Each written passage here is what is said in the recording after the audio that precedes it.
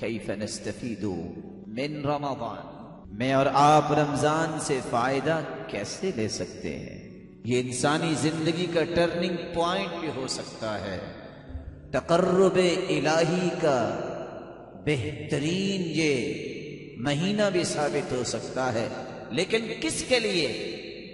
جو اس کی پلاننگ کرتا ہے، اس کے لیے مجھے اور آپ کو 10 کام کرنے ہیں۔ سب سے پہلا کام، اس مہینے کو شروع کرنے سے پہلے اپنی نیتوں کو خالص کریں۔ کوئی بھی عمل، روزہ، قیام، صدقہ، افطاری، تلاوت قرآن، ذکر الہی، ہر ایک عبادت کا رخ یہ ہو، مجھے اپنا رب راضی کرنا ہے، میں ان سارے اعمال سے اپنے رب کے قریب ہونا چاہتا ہوں۔ نیت میں شہرت، نیت کے اندر واہ واہ کے زاویے ہوں گے تو یہ عمل بھی اللہ کے ہاں قابل قبول ہونا تو دور کی بات، یہ اللہ ذوالجلال کو پسند نہیں آئے۔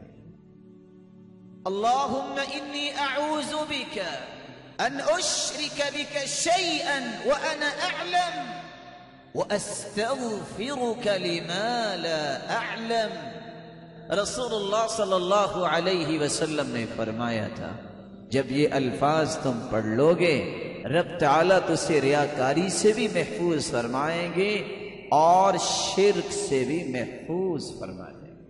دوسرا طریقہ، اس مبارک مہینے میں قدم رکھنے سے پہلے اپنے بوجھ ہلکے کیجئے، گناہوں کی گٹھنیاں اٹھا کے اس میدان میں مت اتریے، گناہوں کا بوجھ اتاریے، سچی توبہ ابھی سے کر لیجیے، توبۃ نصوح کیجیے۔ اس لیے نیک لوگ کہا کرتے تھے کہ 3 دعائیں کبھی نہیں بھولنی چاہیے۔ اللہم انی اسألک توبۃ نصوح قبل الموت، اللہ میں تجھ سے موت سے پہلے پختہ توبہ کا سوال کرتا ہوں۔ دوسری دعا، اللہم انی اسألک حسن الخاتمہ، اللہ میرا وقت اخیر آئے مجھے حسن خاتمہ نصیب فرمانا۔ تیسری دعا، یا مقلب القلوب ثبت قلبی علی دینک، دلوں کو پھیرنے والے میرے دل کو زندگی کی آخری رمق تک اپنے دین پہ رکھنا۔ توبہ کیجیے، جب آپ یہ بوجھ اتار دیں گے پھر آپ بہت اچھا رمضان گزاریں گے۔ یہ بہت بڑا بوجھ ہے، ہلکے پھلکے رمضان میں داخل ہوئیے، آپ نے بہت کام کرنے ہیں۔ تیسرا طریقہ، وقت کی تنظیم کیجیے۔ وقت کی تنظیم لکھیے، میں اس وقت بیدار ہوا کروں گا۔ المشارطہ والمحاسبہ، اپنے اوپر شرط لگائیے، میں نے کرنا ہے، میں خود اپنا محاسبہ کروں گا۔ سارا سال نہیں تو رمضان کے مہینے میں تو اس آیت کو اپنے اوپر فٹ کر لے، وَبِالْأَسْحَارِ هُمْ يَسْتَغْفِرُونَ، اللہ کے پیارے وہ ہوتے ہیں جو سحریوں میں استغفار کرتے ہیں۔ وقت کی تنظیم کیجیے، اس وقت میں بیدار ہوں گا، استغفار کروں گا، میں سحری کروں گا، اس وقت میں نے اللہ کے ذکر میں مشغول رہنا ہے، اشراق پڑھوں گا، میں نے فلاں وقت سونا ہے، فلاں وقت آفس میں جانا ہے، فلاں وقت میں نے گھر بار کو دیکھنا ہے، اس وقت میں نے آرام کرنا ہے۔ یہ ساری پلاننگ جب تک آپ نہیں کرتے اس مہینے سے فائدہ نہیں لے سکیں گے۔ من علامت المقت اضاعت الوقت، بدبختی کی علامت یہ ہے کہ وقت کو ضائع کیا جائے۔ چوتھا کام، ایمان کی دولت سجانی ہے رمضان میں اپنے دلوں میں۔ یہ دلوں کی پاکٹس صاف کر لو، سجاؤ، اس کی بیوٹیفیکیشن آپ کے ہاتھوں سے ہونی چاہیے۔ دل میں کوئی کسی کے بارے میں حسد، بغض، عداوت، عصبیت و تعصب نکال کے پھینک دو۔ یہ میں کیوں کہہ رہا ہوں؟ سلف کہا کرتے تھے بہت تھوڑے عمل کرتے بہت زیادہ اجر ملتا۔ راز کیا تھا؟ بسلامت صدورہم و اخلاصہم، ان کے سینے بڑے پیارے ہوتے تھے، ان کی نیتیں بڑی خالص ہوتی تھیں۔ اعوذ باللہ من الشیطان الرجیم، بسم اللہ الرحمن الرحیم۔ میرے پیارے بہنوں اور بھائیوں، امید کرتی ہوں کہ آپ سب خیریت سے ہوں گے۔ دعا کرتی ہوں کہ اللہ پاک ہمیشہ آپ کو سلامت رکھے، آپ کو قائم دائم رکھے۔ آج جو میں آپ کو وظیفہ بتانے جا رہی ہوں، یہ دوسرے روزہ مبارک کا یعنی دوسرا دن کے روزے کا وظیفہ ہے۔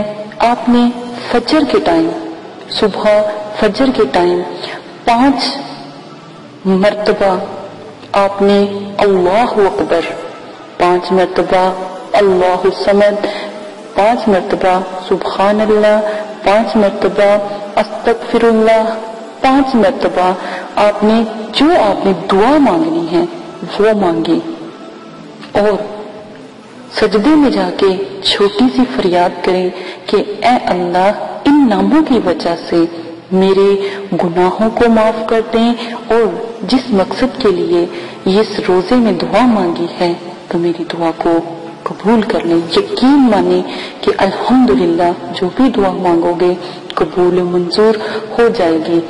آج کے دن تمام رحمتیں، برکتیں، عظمتیں شروع ہو چکی ہیں، اور کوئی بھی اس کو اتنا کم نہ سمجھے، اور جو بھی دعا آپ مانگنا چاہتے ہیں اللہ پاک سے مانگیں، اللہ پاک کو منائیں تاکہ آپ کی ہر دعا قبول ہو جائے۔ اتنی عبادت اور محنت کریں کہ اللہ پاک کے پیارے بن جائیں۔ اس کے بعد نماز فجر، پنجم کلمہ یعنی 5واں کلمہ، پنجم کلمہ استغفار 70 مرتبہ پڑھنا ہے۔ سکرین پر چلا دیا گیا ہے، وہاں سے آپ لکھ بھی سکتے ہیں، اور الحمدللہ ہم مسلمان ہیں تو آپ ضرور، آپ کو بھی یاد ہوگا۔ اور عصر کے ٹائم سورہ فاتحہ 40 مرتبہ، عصر کے ٹائم سورہ فاتحہ 40 مرتبہ، اور اس کے بعد آ جاتی ہے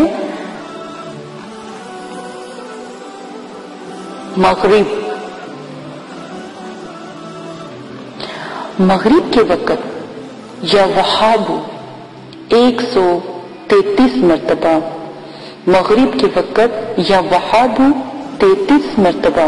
اس کے بعد آپ نے نماز عشاء صلاۃ التسبیح 4 رکعت نفل پڑھنا ہے۔ تسبیح میں پڑھنا کیا ہے؟ سبحان اللہ والحمدللہ یہاں سے لے کر واللہ اکبر تک آپ پڑھیں گے۔ یہ بھی سکرین پر چلا دی گئی ہے۔ طریقہ اس کا یہ ہوگا کہ 4 رکعت صلاۃ التسبیح کی نیت کیجیے، اور اس طرح پڑھیں کہ ثنا کے بعد تسبیح، ٹھیک ہے، ثنا کے بعد تسبیحات 15 مرتبہ۔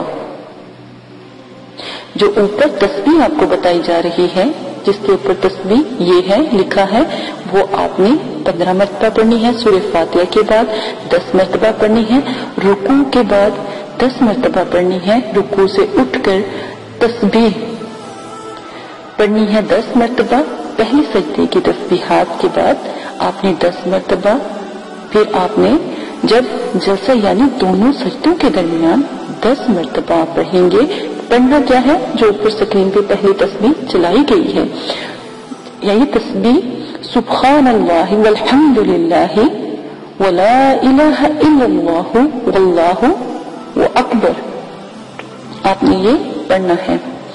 اس کے بعد دوسرے سجدے کی تسبیح کے بعد 10 مرتبہ، دوسری رکعت میں سورہ فاتحہ سے پہلے 15 مرتبہ، بالکل اسی طرح آپ نے یہ طریقہ اختیار کرنا ہے۔ قرات یعنی سورہ کے بعد 10 مرتبہ، یعنی قرات قل هو اللہ احد کے بعد آپ 10 مرتبہ پڑھو گے۔ رکوع میں تسبیحات کے بعد 10 مرتبہ، بالکل وہی طریقہ آپ پھر اختیار کرو گے، اور رکوع کے بعد کھڑے ہو کر 10 مرتبہ۔ یہ آپ کی مکمل 1 رکعت کا جو طریقہ ہے وہ اختیار ہو گیا ہے۔ اسی طرح آپ نے 4 رکعتیں ادا کرنی ہے، اور یقین مانیں کہ الحمدللہ جب آپ اس طرح سے اپنی صلاۃ التسبیح ادا کرتے ہو، یہ تسبیح نماز ہے عشاء کے بعد، تو یقین مانیں اس سے بلند نمازوں کے بعد یہ والی نماز آئی، یہ 4 نفل 4 रकत आए। आपसे दुआ करती हूँ कि आप ये जरूर तरीका इख्तियार करेंगे। दोनों सजदों में 10-10 मरतबा जो है लाज़मन पढ़ना है। सजदे के दरमियान आपने भूलना नहीं है और हर जैसे जिस तरह तरीका स्क्रीन पर भी दिखाया जा रहा है वही तरीका आप इख्तियार करेंगे। सजदों के दरमियान भी आप पढ़ेंगे 10 मरतबा, लेकिन जब आप खड़े होते हो अल्हम्दु शरीफ पढ़ते हो, अल्हम्दुलिल्लाह पढ़ते हो, तब आपने बस 15 मरतबा तस्बीह को पढ़ना है। बाकी 10-10 मरतबा का ही हर जगह पर कयाम में और रुकू सजूद इस तरह 10-10 मरतबा पढ़ें। इसी तरह तीसरी चौथी रकत पढ़ें। हर रकत में कम से कम 75 मरतबा और तमाम रकतों में 300 मरतबा आप ये पढ़ेंगे। अगर किसी जगह तस्बीह पढ़नी भूल जाते हैं तो इससे अगले रुकन में गिनती की तादाद को आप मुकम्मल कर सकते हो। अगली रकत में गिनती की तादाद को आप मुकम्मल कर सकते हो। जैसे आप भूल गए हो कि 10 से नहीं पढ़ी 8 मरतबा पड़ेगी, तो आप अगली रकत में 2 और बढ़ा दो, 10 के बाद 12 बढ़ा दो, आपकी वो रकत का अल्हम्दुलिल्लाह सवाब अल्लाह पाक अता फरमा देंगे, क्योंकि अल्लाह पाक की रहमत बहुत वसी है। इसी के साथ इजाजत चाहती हूँ। उम्मीद करती हूँ कि आप जिस तरह बताया जाए उस तरह रोजा जो दूसरा रोजा है उसको इख्तियार करेंगे, और दुआ करती हूँ कि अल्लाह पाक इस तस्बीह रकत नमाज के बाद आपकी जितनी भी ख्वाहिशात हैं उनको पूरा कर दे, जितने भी गुनाह हैं उनको माफ कर दे। यकीन माने इन वसाइफ के साथ अब की दफा आप रोजे रखें और इन वसाइफ को अदा करें।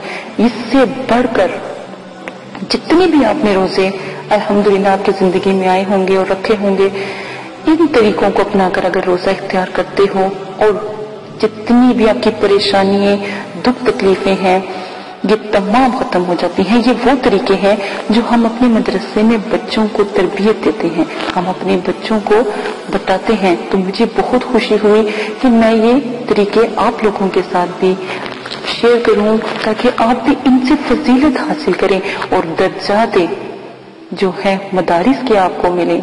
मेरी पूरी कोशिश होती है कि मैं वो तरीका वो चीजें आपको बताऊं जो मैं खुद अपने बच्चों को मदारिस के बच्चों को बताती हूं, ताकि अगर वो पूरी दुनिया में फैलाने के लिए हम उनको तैयार करते हैं तो आप भी मेरे जो प्यारे बहन भाई हैं इन चीजों को फैलाने में हमारी मदद कर सकते हैं।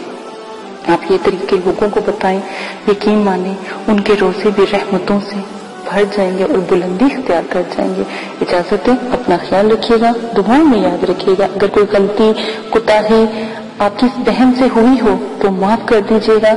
छोटी सी आपसे अपील है, मेरे लिए दुआ कर दीजिएगा। मेरी तबीयत कुछ ठीक नहीं रहती तो इस वजह से पहले रोजे की जो वीडियो थी वो लेट हो गई, क्योंकि मैं यहाँ पर नहीं थी, अपनी बीमारी की वजह से मैं कहीं गई हुई थी और कुछ जमात के साथ हमने एक रमजान के तरीके इख्तियार किए थे उनको, यानी एक जमात के साथ हमने आगे भी जाना था। कुछ बीमारी की वजह से और कुछ इस तरह मुझसे लेट हो गया, टाइम थोड़ा लेट हो गया, आपसे माजरत करती हूँ। अपना बहुत ज्यादा ख्याल रखिएगा, दुआ में याद रखिएगा। इजाजत दें, अल्लाह हाफिज।